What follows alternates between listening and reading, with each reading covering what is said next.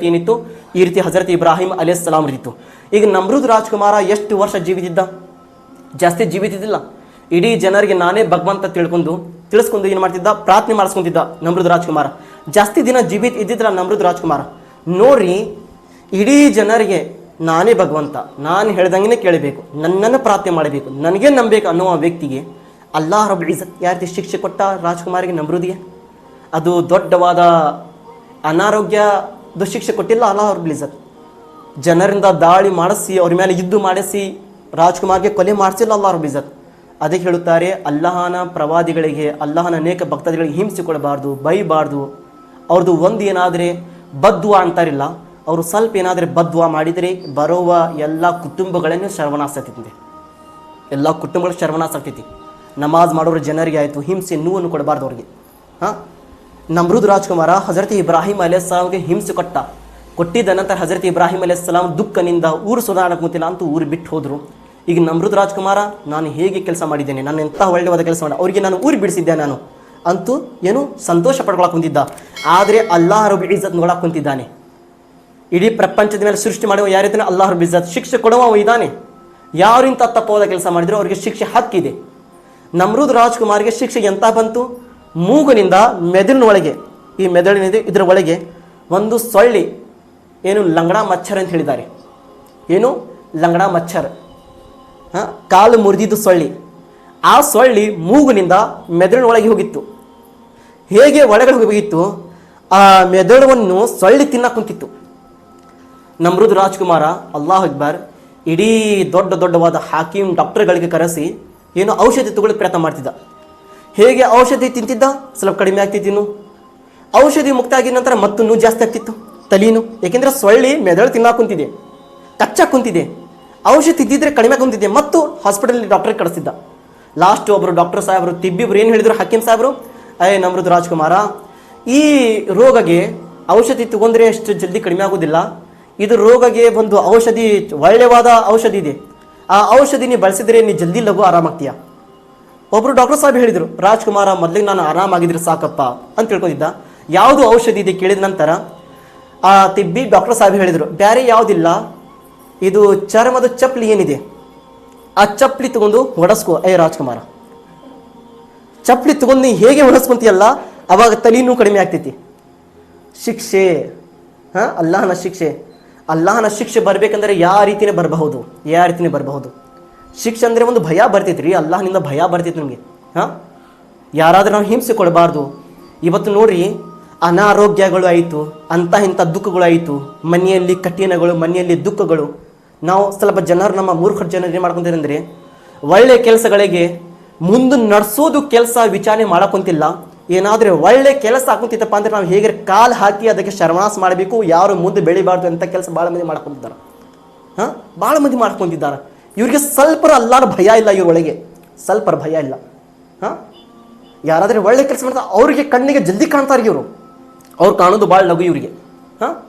ಈ ನೋಡಿಲ್ಲ ಎಷ್ಟು ನಮ್ಮ ಕಣ್ಣಿನ ಮುಂದೆ ಯುವಕರು ತಪ್ಪ ದಾರಿಲಿ ಹೋಗಾಕ್ ಕುಂತಿದ್ದಾರ, ಯುವಕರು ಶರಾಯಿ ಕುಡಿಯಾಕ ಕುಂತಿದ್ದಾರ, ಯುವಕರು ಸಿಗರೇಟ್ ಹೊಡ್ಯಾಕ ಕುಂತಿದ್ದಾರ, ಯುವಕರು ಬೇನಮಾಜಿ ಆಗಿದ್ದಾರ, ಯುವಕರು ಹಾರಾಮಿನ ದಂಧೆ ಮಾಡಕ್ ಕುಂತಿದ್ದಾರ, ಯುವಕರು ಮನೆ ಬಿಟ್ಟು 4 ದಿನ ಪ್ರವಾಸನ ಹೊಂಟಿದ್ದೇನಂತ ಹೋಗಿ ವ್ಯಾಭಿಚಾರಿ ಅಡ್ಡೆಯಲ್ಲಿ ಹೋಗಿ ಬರಾಕ್ ಕುಂತಿದ್ದಾರ. ನಮ್ಮ ಹಿರಿಯರಿಗೆ ಇದು ಕಣ್ಣಿಗೆ ಕಾಣಕ್ ಕುಂತಿಲ್ಲ. ಬೇರೆ ಯಾರಾದ್ರೆ ಒಳ್ಳೆಯವಾದ ಕೆಲಸ ಮಾಡಕ್ ಕುಂತಿದಾರ ಅಂದ್ರೆ ಇದು ಮೊದಲಿಗೆ ಕಣ್ಣಿಗೆ ಕಾಣಕ್ ಕುಂತಿದ್ದೆ ಇವರಿಗೆ. ನಾಳೆ ಇವರು ಉತ್ತರ ಕೊಡ್ಬೇಕು, ಅಲ್ಲಾಹನ ಬಾರ್ಗನಲ್ಲಿ ನಾಳೆ ಉತ್ತರ ಕೊಡ್ಬೇಕು. ಎಂತ ಉತ್ತರ ಕೊಡ್ಬೇಕು ಈ ಕೇಳಂಗಿಲ್ಲ. ಇವರು ಒಳ್ಳೆ ಜನರಿದ್ರು, ಒಳ್ಳೆವಾದ ಕೆಲಸ ಮಾಡಕೊಂಡಿರು, ಇವರಿಗೆ ನಿಂದ್ರಿಸಿದಿರ, ಅದರ ಬಗ್ಗೆ ಶಿಕ್ಷೆ ಕೊಡಂಗಿಲ್ಲ. ಮೊದಲನೇ ಪ್ರಶ್ನೆ ಹಿರಿಯರಿಗೆ ಮಾಡೋದು ಯಾವುದು ಪ್ರಶ್ನೆ ಇದೆ, ನಿಮ್ಮ ಊರಿಗೆ ನೀವು ಯಾವುದೇ ಸಮಯ ಬರಲಿ, ಎಂತಹ ಸಂದರ್ಭ ಬರಲಿ, ನೀವೇ ಹಿರಿಯರಾಗ್ತಿದ್ರಿ ಅಲ್ಲ, ನೀವೇ ದೊಡ್ಡರಾಗ್ತಿದ್ರಿ ಅಲ್ಲ. ನೀವು ಹಿರಿಯರಾಗಿ ನಿಮ್ಮ ಊರಿನ ಒಳಗೆ ಎಷ್ಟು ಯುವಕರು ತಪ್ಪ ದಾರಿಲಿ ಬಂದ್ರು ಅವ್ರಿಗೆ ನೀವು ಒಳ್ಳೆ ದಾರಿಲಿ ತೋರ್ಸೋಕೆ ನಿಮ್ಮ ಕೈನಿಂದ ಆಗಿಲ್ಲ. ಇದು ಮೊದಲೇ ಪ್ರಶ್ನೆ. ಬೇನಮಾಜಿ ಆಗಿದ್ರು ನಮಾಜ್ ಅವರಿಗೆ ನೀವು ಮಾಡಿಸಿಲ್ಲ. ಇದು ಬರೀ ಪುರುಷರಿಗೆ ಎಷ್ಟಿಲ್ಲ, ಹೆಣ್ಣು ಮಕ್ಕಳಿಗೆ ಕೇಳುತ್ತಾರೆ. ನಿಮ್ಮ ಕಣ್ಣಿನ ಮುಂದೆ ಎಷ್ಟು ಹೆಣ್ಣು ಮಕ್ಕಳು ಬೇಪರದಾಗಿ ಅಡ್ಡಾಡಕ್ ಕುಂತಿದ್ದಾರೆ, ಎಷ್ಟು ಹುಡುಗಿಯರು ಫ್ಯಾಷನ್ ಮಾಡಕ್ ಕುಂತಿದ್ದಾರೆ, ಎಷ್ಟು ಹುಡುಗಿಯರು ಲಿಪ್ಸ್ಟಿಕ್ ಮೇಕಪ್ ಹಚ್ಕೊಂಡು ಹುಡುಗರು ಮುಂದೆ ಹೋಗಿ ಬರೋದು ಮಾಡಕ್ ಕುಂತಿದ್ದಾರೆ. ಪರ್ದಾ ಇಲ್ಲ, ಏನಿಲ್ಲ. ಇವತ್ತು ನಮ್ಮ ತಾಯಿ ತಂದರು ಸಂತೋಷದಿಂದ ಅವ್ರಿಗೆ ರೆಡಿ ಮಾಡಿ ಕಳಿಸ್ತಾರ. ಏನು ಇನ್ನೂ ಸ್ವಲ್ಪ ಅತಿ ಜಾಸ್ತಿ ಪೊರಡ ಹಚ್ಕೋಬೇಕಾಗಿತ್ತು, ಲಿಪ್ಸ್ಟಿಕ್ ಹಚ್ಕೋಬೇಕಾಗಿತ್ತು, ಮುಖ ಇನ್ನೂ ಚಲೋ ರೀತಿ ತೊಳ್ಕೊ, ಇದು ಬಟ್ಟೆ ಅದಕ್ಕಾಗುತ್ತೆ, ಇನ್ನೂ ಬೇರೆ ಬಟ್ಟೆ ಹಾಕೋಬೇಕಾಗಿತ್ತು. ಇವತ್ತು ನಾವು ಹೇಳಿ ಕಳ್ಸಾಕ್ ಕುಂತಿದ್ದೀವಿ. ಈ ಭಯ ಇಲ್ಲ. ನಿನಗೆ ಯಾರಾದರೆ ಪುರುಷರು ನೋಡಿದರೆ, ಯುವಕನರು ನೋಡಿದರೆ, ಆ ಯುವಕ ಆ ಪುರುಷ ಯಾವುದು ದೃಷ್ಟಿಯನ್ನು ನೋಡುತ್ತಾನೆ ಅನ್ನೋದು ಯಾರಿಗೆ ಗೊತ್ತಿಲ್ಲ. ನನ್ನ ಮಗಳು ಬೇರೆ ಜನರ ಕೆಟ್ಟ ದೃಷ್ಟಿ ನಿನ್ನ ಮೇಲೆ ಬೀಳಬಾರ್ದು, ನಿನ್ನ ಮೇಲೆ ಬೀಳಬಾರ್ದು. ಆ ರೀತಿ ಪರ್ದ ಮಾಡಿ ಹೋಗು ನೀನು, ಆ ರೀತಿ ಪರ್ದನಲ್ಲಿ ಆಗಿ ಹೋಗು ನೀನು. ಇದು ಬ್ಲ್ಯಾಕ್ ಏನಿದೆ ಇವತ್ತು ನೋಡ್ರಿ, ಚಿಕ್ಕ ಚಿಕ್ಕ ಮಕ್ಕಳಿಗೆ ನಾವು ಕಾಜಲ್ ಹಚ್ತೀವಿ. ಕಾಜಲ್ ಕನ್ನಡ में क्या बोलते काजल को, ನಾವು ಕಾಡಿಗೆ ಹಚ್ತೀವಿ. ಕಾರಣ ಏಕೆ? ಈ ಯಾರಾದರೆ ಮಕ್ಕಳಿನ ಮುಖ ನೋಡಿದರೆ ಆ ಮುಖ ಮೇಲೆ ಸೌಂದರ್ಯಕ್ಕಿಂತ ಜಾಸ್ತಿ ಕಾಡಿಗೆ ಜಲ್ದಿ ಕಾಣ್ತೈತಿ. ಈ ಕಾಡಿಗೆ ಜಲ್ದಿ ಕಾಣ್ತೈತಿ ಮಕ್ಕಳಿಗೆ. ಏಕೆ?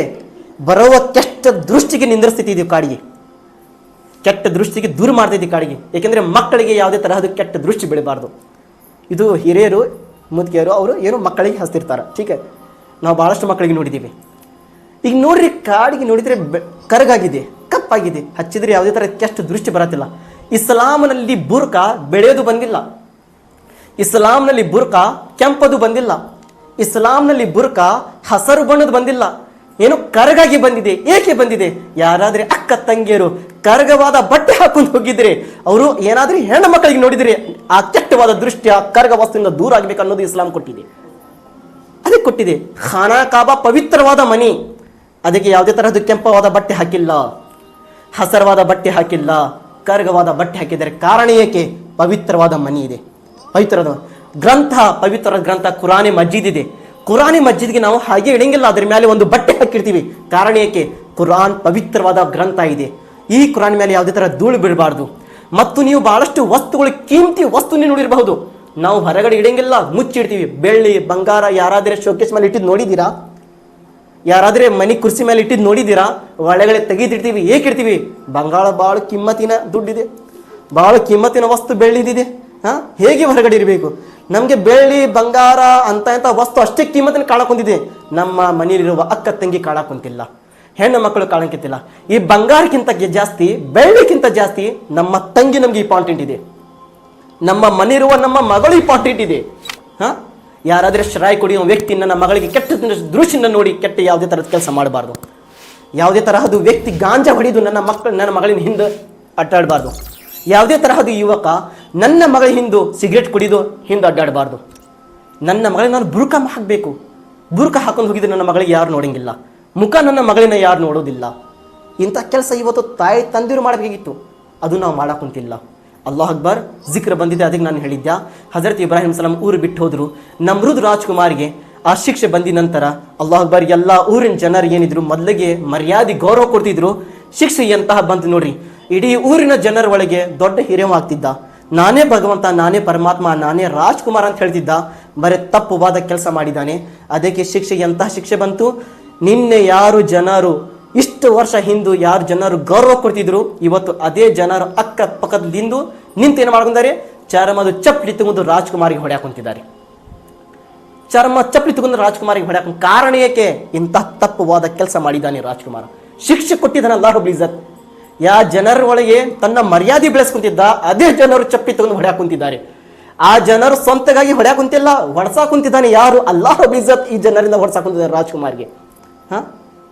ಹೇಗೆ ಆ ಸೊಳ್ಳಿ ಕಡಿತಿತ್ತು, ಜನರಿಗೆ ಹೇಳ್ತಿದ್ದ ರಾಜ್ಕುಮಾರ ಹೊಡೀರಿ, ತಪ್ಪ ತಪ್ಪ ತಪ್ಪ ಹೊಡಿತಿದ್ರು, ಎಲ್ಲರೂ ಚಪ್ಪಲಿ ತಗೊಂಡು ಹೊಡಿತಿದ್ರು.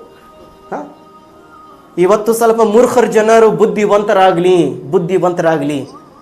ನಾನು ಆ ಜನರಿಗೆ ಹೇಳಾಕೊಂತಿದ್ದೇನೆ, ಸಂದೇಶ ಕೊಡಾಕೊಂತಿದ್ದೇನೆ, ದಯವಿಟ್ಟು ಏನಾದ್ರೆ ಇಸ್ಲಾಂ ಧರ್ಮದಾಗಲಿ, ಅಲ್ಲಾಹ್ ಮತ್ತು ರಸೂಲ್ ಅಲ್ಲಾಹನಗಾಗಿ, ಮಕ್ಕಳಿಗಾಗಿ, ಮದರ್ಸಾಗಾಗಿ, ಮಸಜಿದ್ಗಾಗಿ ಏನಾದ್ರೆ ಒಳ್ಳೆವಾದ ಕೆಲಸ ಆಗ ಕುಂತಿದೆಪ್ಪ ಅಂದರೆ ನಾವು ಎಲ್ಲರೂ ಜನರು ಒಕ್ಕಟ್ಟಾಗಿ, ಎಲ್ಲರೂ ಅಣ್ಣ ತಮ್ಮರಾಗಿ, ಹಿರಿಯರಾಗಿ, ಚಿಕ್ಕಪ್ಪಾಜಿ, ದೊಡ್ಡಪ್ಪಾಜಿ, ಮಾವರು, ಎಲ್ಲರೂ ನಾವು ಒಬ್ಬರು, ಎಲ್ಲರೂ ನಾವು ಸಮಾನತೆಯರು, ಬರಾಬರಿ ತಿಳ್ಕೊಂಡು ನಾವು ಕೆಲಸ ಮಾಡೋರಾಗಬೇಕಿತ್ತು.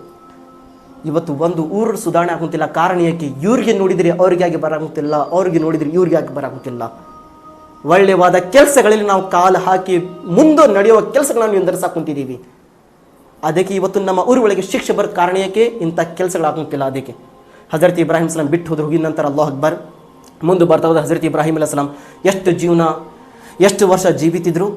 ಅವರು ಅಷ್ಟು ಜೀವನ ಅಲ್ಲಾಹನ ಜಿಕ್ರ್ ಮಾಡಿದ್ರು, ಅಲ್ಲಾಹನ ಮೇಲೆ ಅತಿ ಜಾಸ್ತಿ ನೇಮಕೆ ಇಟ್ಕೊಂಡ್ರು. एक बार दरूद शरीफ पढ़िए, अल्लाहुम्मा सल्ली अला सय्यिदना शफीना हबीबना नबीना मौलाना मुहम्मद मारिम सल्लल्लाहु